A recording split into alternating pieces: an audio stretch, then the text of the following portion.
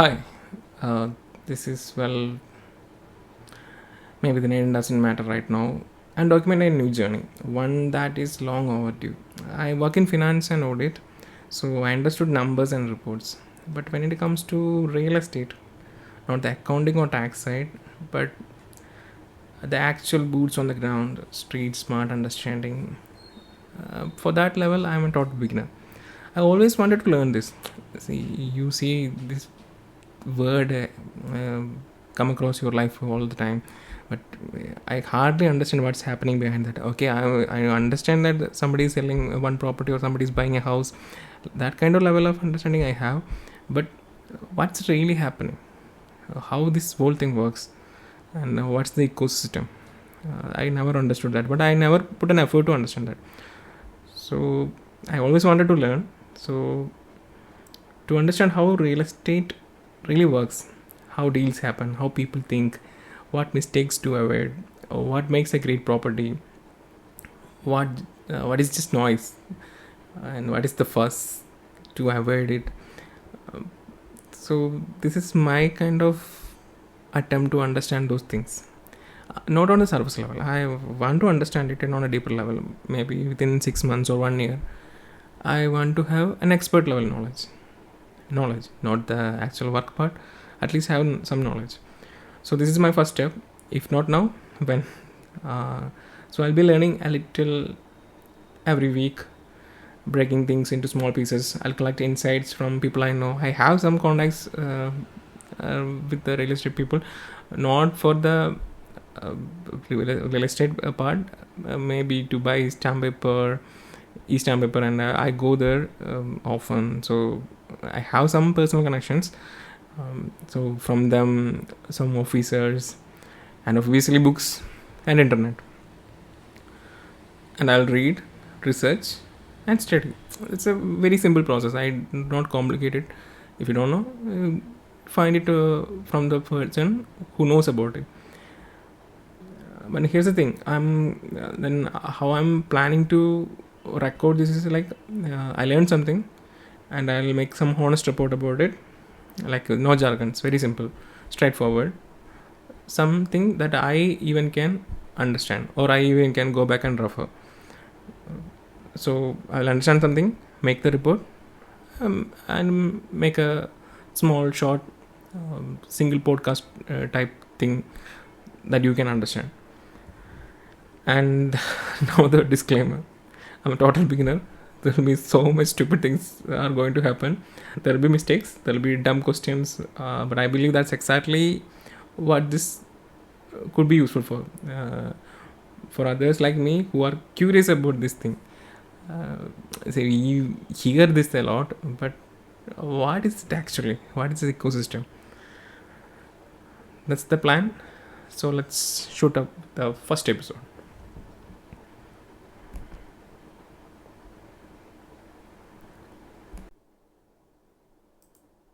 So let's start our first chapter. First chapter. It will be first episode, right?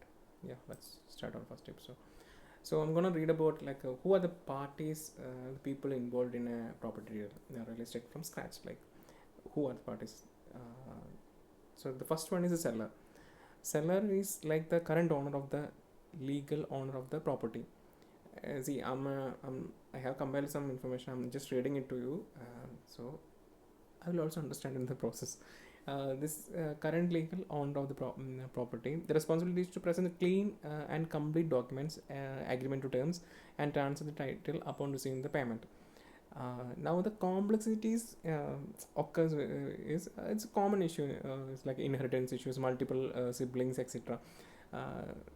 I deal with rent agreements in my office, so I know this dispute thing part because when a particular shop, commercial places is owned by two or three brothers, the agreement is not always an easy one to process.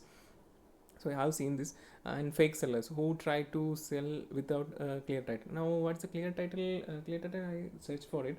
Clear title is like you should have complete ownership with no hickey free of any claims, liens, or encumbrances. All these things we will discuss later. Like if I understood from the words, it's like a charge on the property, like somebody has some hook on the property he is trying to sell. um, Now the another thing is emotional attachment in delaying decision. I don't know why they give this point. um, okay, now an example is like Mr. Sharma inherited a flat from his father, but the flat was never updated in his name officially. So his father died, the property is still in his name, father's name, but it's actually uh, Sharma is the one who's owning it, but he's want to sell it off. But the buyer cannot proceed unless the title is in his name. So the Sharma can only sell when if the property becomes in his name. I think it's a nuance kind of things. I don't know where this example is coming from. Now, so for the first part is seller, the one who is owning the property. Like if you are buying an apple, if you are selling an apple, you are the one with apples. If the guy who's selling the property is the one with the property, like whatever it is, it's a house, land, whatever it is. Now coming back to the next one is buyer. Buyer is also called purchaser. Okay, seller is also called vendor as well.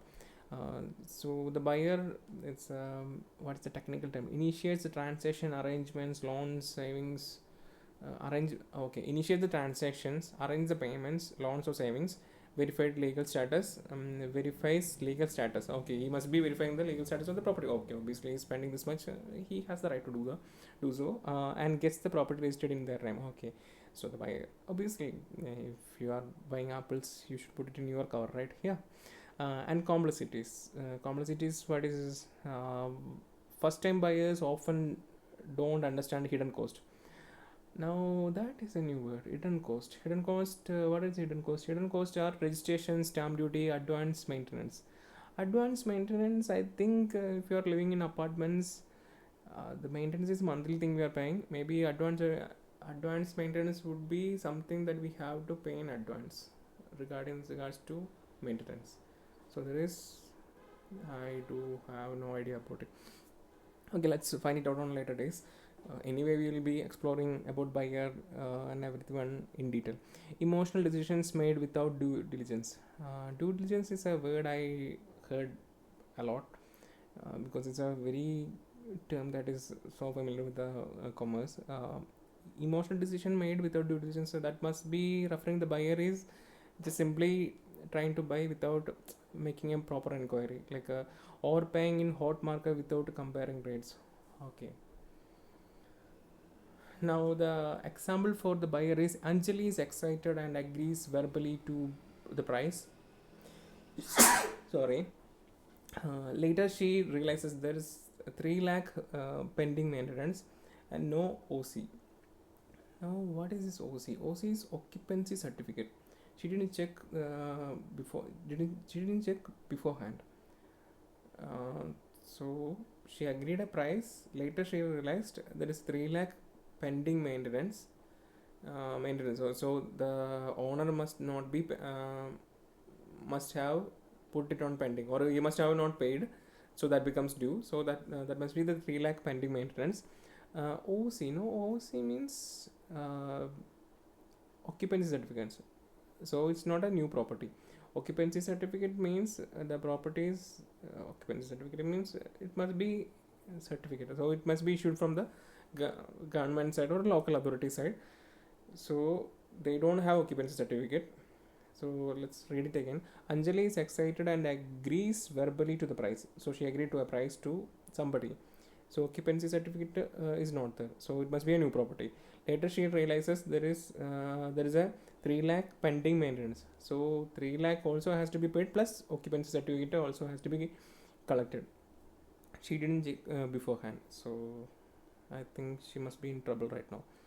Okay, let's move on to the next thing. Next buddy, next what do you say? Next party in the transaction is broker or agent. I think everybody knows about this. Connects the buyer and seller, arranges the site visits, negotiates terms, charges 1% to 2% commission from either party or both. I think it needs some negotiation skills and some connections. Complexity. Many agents are unregistered to act without a formal contract. Some quote different prices to buyers, sellers to pocket the difference. Uh, the, that's not a deal. This is proper deal and desk cooperation, right? Quote different prices to buyers and sellers and to pocket the differences. It must be, yeah, it's exactly what dealing does do. You buy it for one price and sell it for some other price, whatever that spread is there, right? That's their profit. Push for closure without disclosing issues like water or litigation. Okay, they want that. I remember why you should not.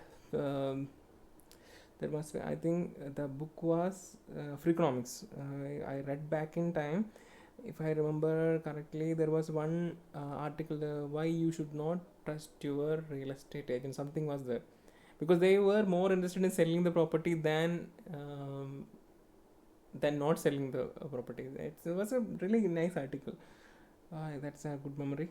Now coming back to example, broker Ravi tells the buyer the flat is for rupees 80 lakhs and tells the seller that buyer is offering 75 lakhs.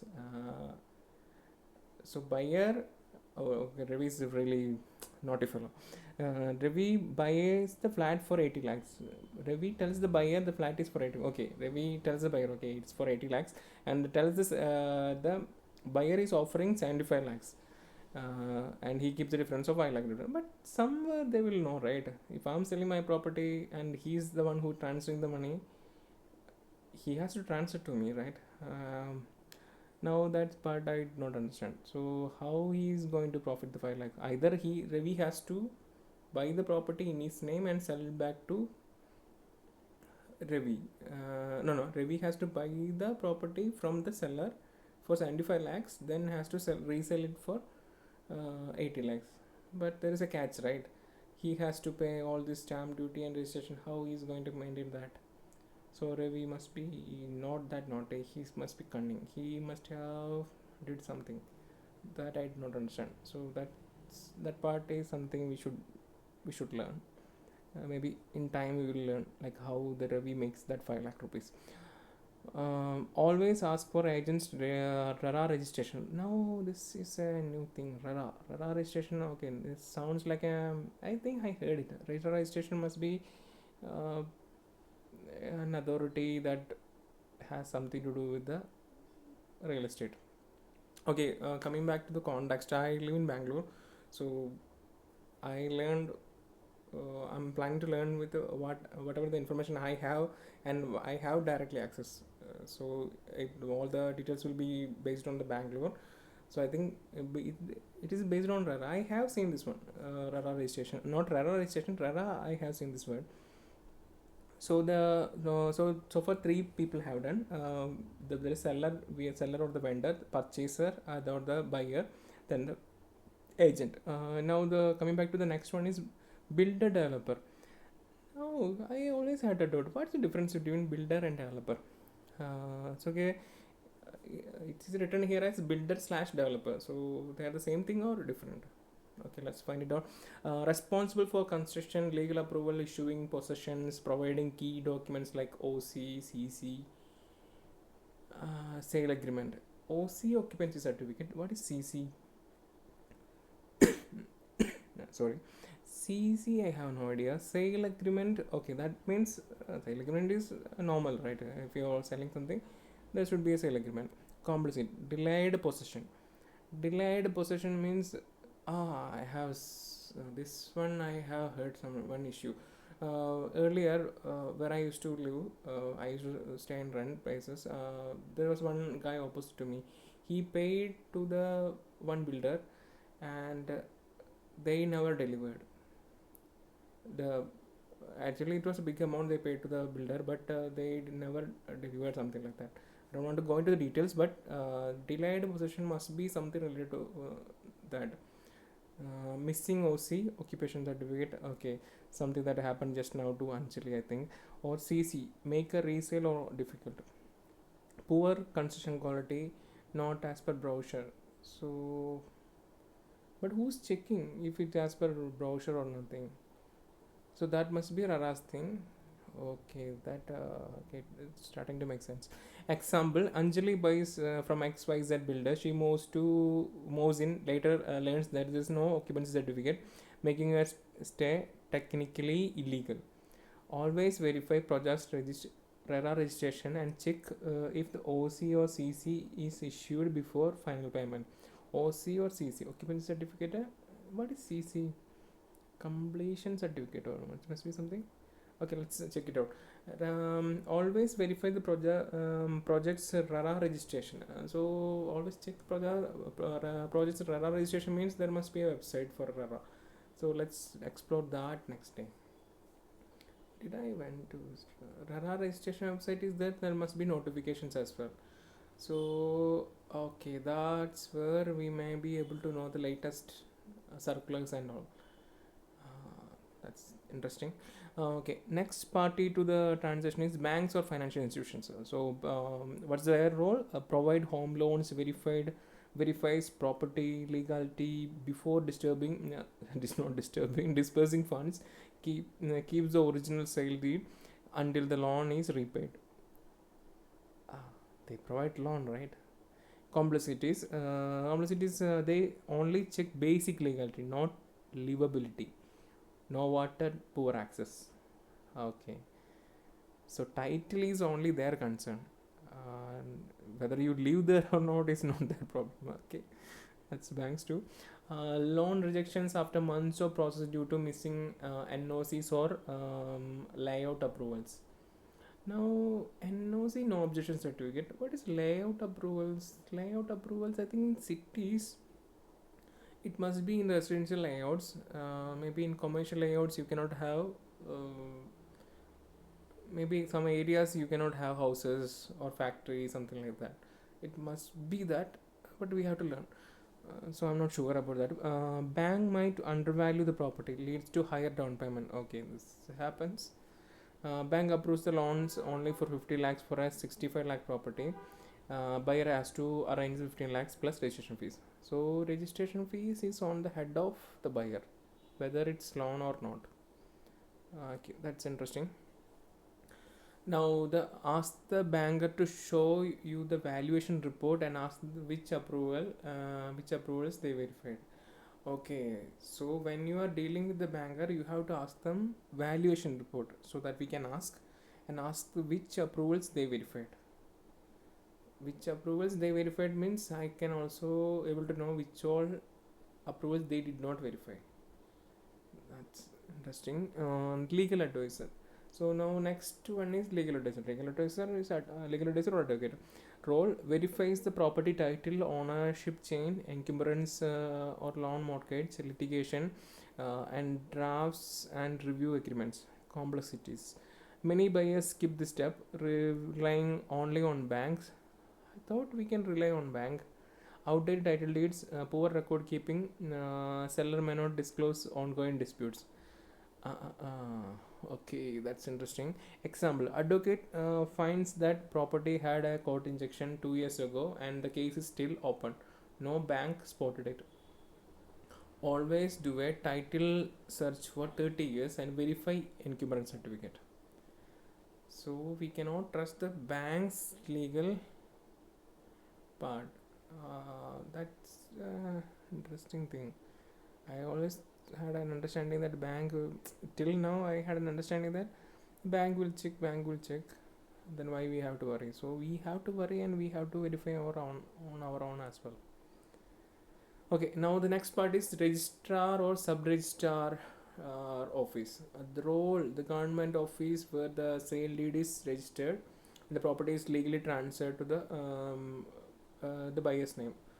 Understand the complexities, understaffed, confused procedures, need to pay stamp duty plus registration, can be 5% to 7% of the value, name mismatch, incorrect details, delay registration. Okay, I'm not judging on this one. Example: in sale deed of buyer's name is Anjali P Menon, but PAN number is Anjali Menon. Deal delayed for correction. Okay, that's interesting. Cross verify name, address, Aadhaar details in advance. Now the next part is society RW, resident welfare association. What they have to do in a property deal? Maintains the building layout, approves new owners entry, updates maintenance records. Oh, okay. This is where the last Anjali's 3 lakh issue may be coming from. Compulsory pending dues disclosed in sale, and resident resistance to sale resale in gated community with rules.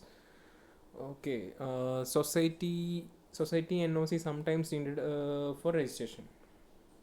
Society NOC needed for some time. Okay, so if I want to move into a gated community, I have to take approval. That's interesting.